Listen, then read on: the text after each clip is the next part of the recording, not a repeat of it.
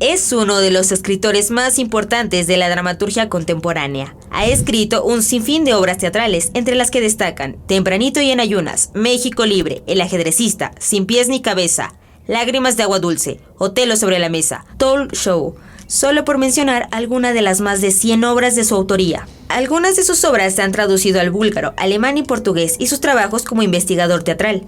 Realizó ensayos sobre la historia y teoría de los teatros mexicanos, mismos que han sido publicados en México y en el extranjero.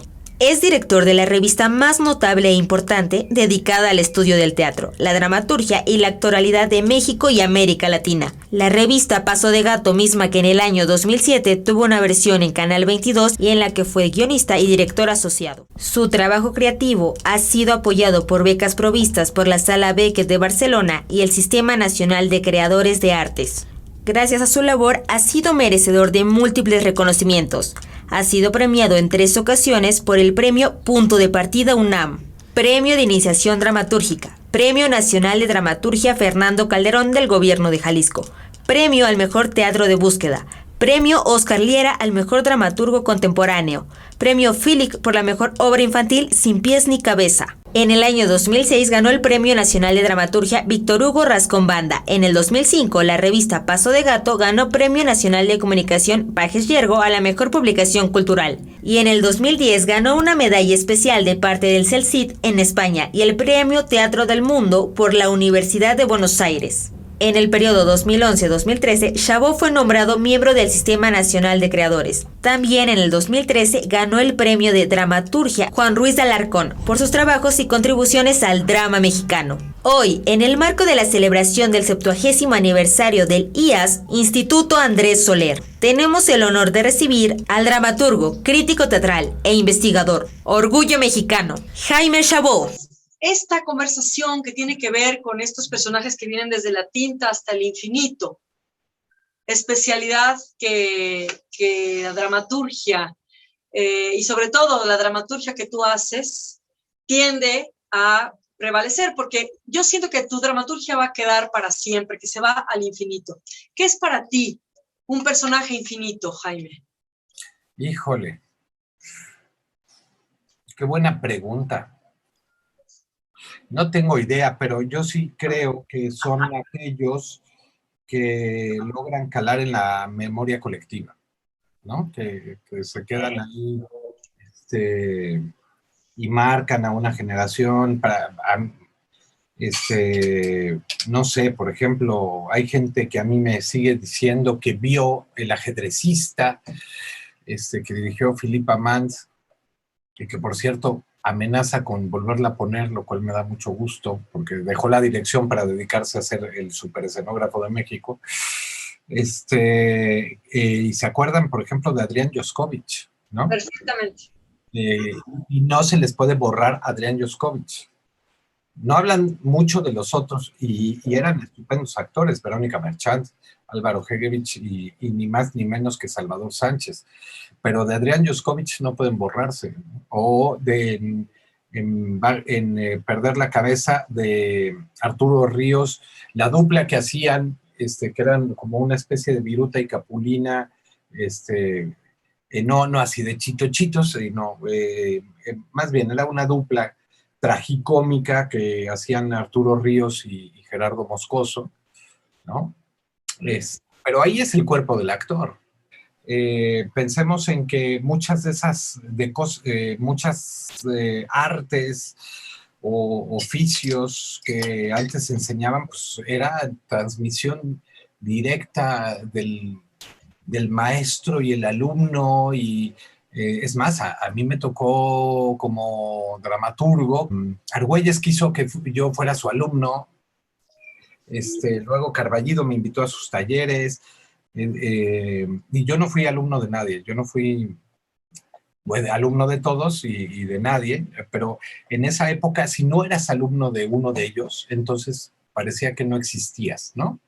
Si no eras alumno de Luisa Josefina, si no eras alumno de Argüelles, si no eras alumno de Leñero, si no eras alumno de Carballido. Y creo que además a mi generación le tocó romper eso. Ahora un poco volvió, ¿no? Hay dramaturgos que quieren tener su cohorte de alumnos y ser el Pope, eso es muy raro, muy raro. A mí no me gustó, y quizá por ser un poco outsider, también me costó un poco más de trabajo las cosas, ¿no? Porque no venía con el espaldarazo de un gran maestro. Entonces, en el ajedrecista, yo rompí, y sí fue consciente, no fue una cosa no consciente, con lo que llamaba Julio Castillo en son de burla a los dramaturgos mexicanos de entonces, a los de la nueva dramaturgia mexicana.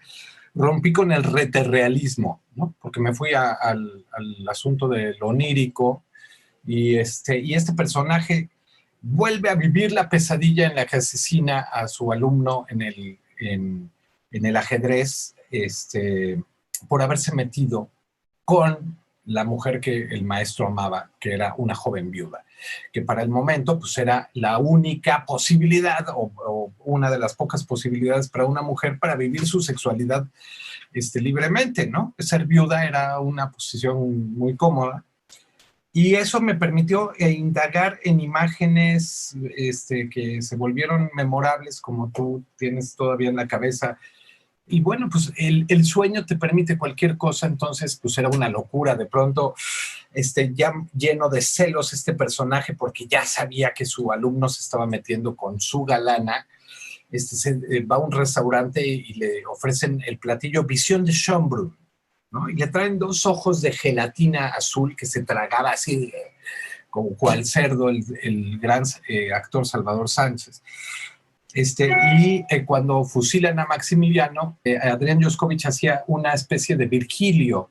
Él no se quiere dormir, pero hay un Virgilio que lo mete en el sueño y que lo va a acompañar como una especie de Virgilio en Dante.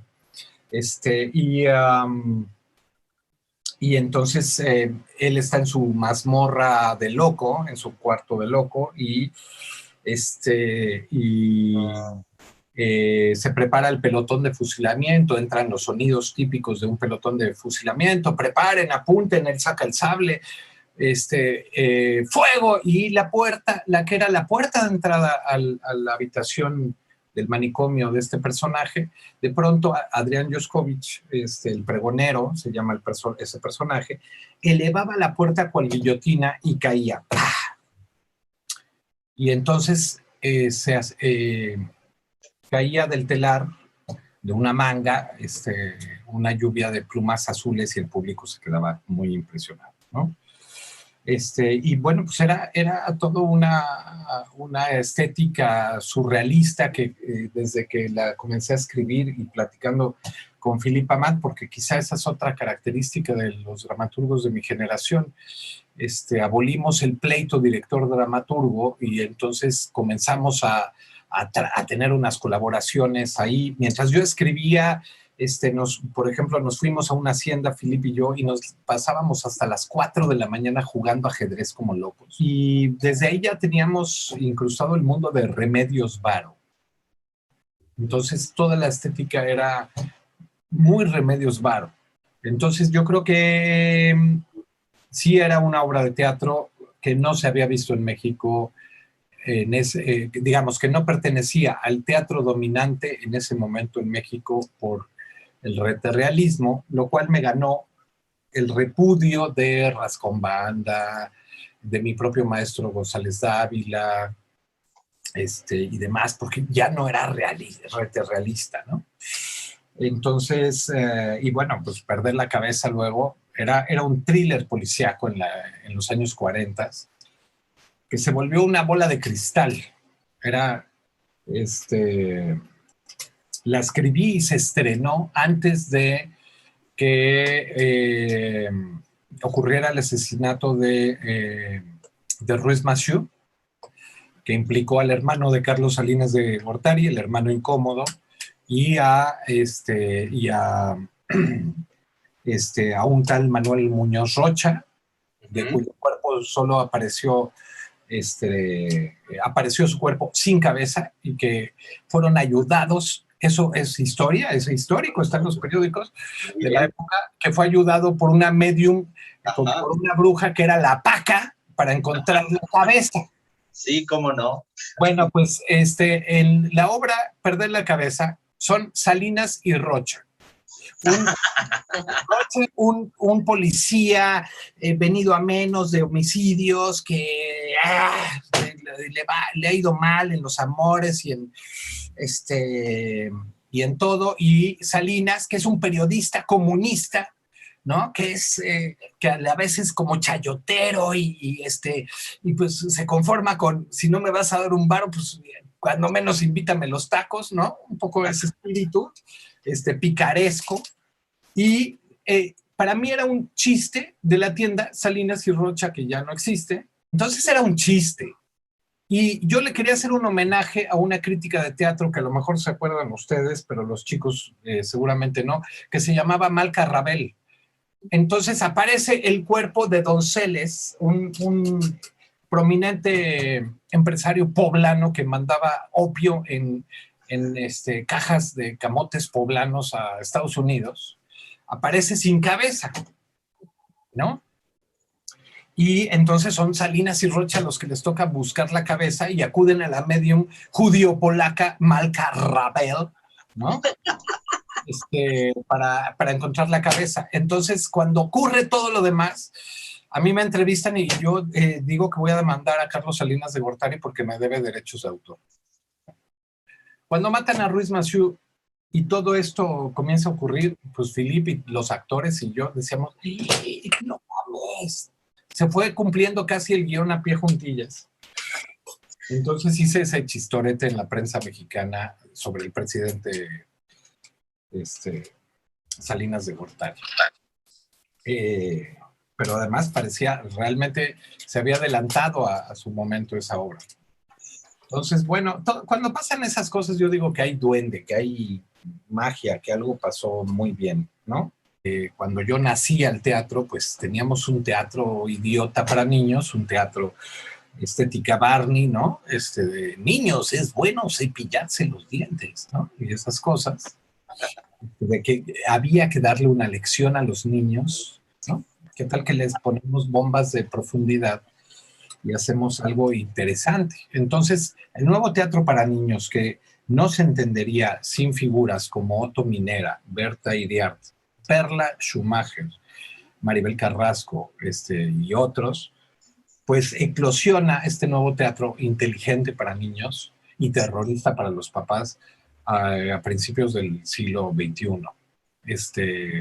Y es un teatro de vanguardia. Si en algo México, además de los creadores escénicos, llámese escenógrafos, iluminadores, vestuaristas, están a la vanguardia en el mundo, porque en todas las bienales de escenografía y iluminación se ganan los premios, medallas de oro contra cientos o miles de escenógrafos y realizadores escénicos de otras partes del mundo, en Praga, en Toronto, en fin, en Taiwán. Ellos están muy, muy a la cabeza, digamos, del diseño en el mundo. Si otra cosa distingue al teatro mexicano es la dramaturgia para niños. Bueno, Lágrimas es una obra sobre la mano de obra infantil esclava. Es una niña que llora lágrimas contrario a lo común, de dulces en un contexto de sequía, ¿no? Esa obra pues se ha puesto en muchos lados, pero yo la escribí para un grupo de teatro comunitario que hacía mi mujer, mi actual mujer, Marisol Castillo, que trabajaba en una agrupación teatral que tiene un proyecto de teatro comunitario en el Valle del Cauca inmenso, que tienen 35 grupos de teatro comunitario, es un grupo profesional que se llama Latina. Y ella era maestra en una vereda, en una pequeña población en la montaña, donde de pronto entraba la guerrilla, salía la guerrilla y entraban los paramilitares, en fin, desde la época de la Guerra Sucia en Colombia. Jaime, me enlazo a esto otra vez. ¿Qué tan cierto es este mito de que para ser un buen dramaturgo, por lo menos un dramaturgo, se necesita pasar por clases de actuación. ¿Qué opinas de esto, Jaime? Pues yo creo que hubiese sido, que sería mejor dramaturgo, sin duda, ¿no? Ahora, también quiero decir que la dramaturgia implica un lenguaje y una técnica. Entonces, haber pasado por la actuación no me habilita necesariamente para... Son lenguajes distintos y implican operaciones distintas. Por supuesto. Lo que nadie te va a enseñar es una poética. Bueno, ya se me volvió una obsesión, es volver a meter al espectador en el proceso de creación. Porque el espectador fue expulsado de la creación. Nos volvemos a acordar del espectador o de los públicos hasta el día del estreno y nos enojamos porque no llega. Y entonces ese trabajo implica meterte a estudiar todo lo que pasa en la bioquímica del cerebro humano y por qué estamos enganchados con una serie de Netflix, por ejemplo, de las buenas que hay, ¿no? Y que a las 3 de la mañana, después de ver 6 capítulos, con cual junkies estamos un capitulito más. Eso el teatro lo sabía. ¿A qué hora se nos olvidó? Implicar al espectador, trabajar con él. Los neurocientíficos, por ejemplo, Ferdinando Taviani dice que el trabajo más elemental y de base del actor es modelar la atención del espectador. Y yo digo, ¿solo del actor? Todos tenemos que estar trabajando en función de tener agarrado de sálvase a la parte al espectador. Y ahí entra el mundo de los egos que tanto daño nos hace, ¿no? Anteriormente mencionó su obra de niños Chocolate. Quería preguntarle qué le llevó a escribir esa obra, porque cuando la terminé me quedé tan impactada y tuve que seguir investigando, pero dije, ¿por qué? O sea, ¿por qué tocó ese tema? Esa es mi pregunta. Porque está basada en en un par de documentales que me conmocionaron, que es El lado oscuro del chocolate y el otro, no me acuerdo. Los vi en Wobby, en un hotel, yendo a dar curso a no me acuerdo qué provincia. Ya sabes, 11 de la noche, después de cenar, después de clase, y lo veo y digo, puta madre, ahí hay una super obra. Y porque no dejará de sorprenderme nunca la barbarie humana.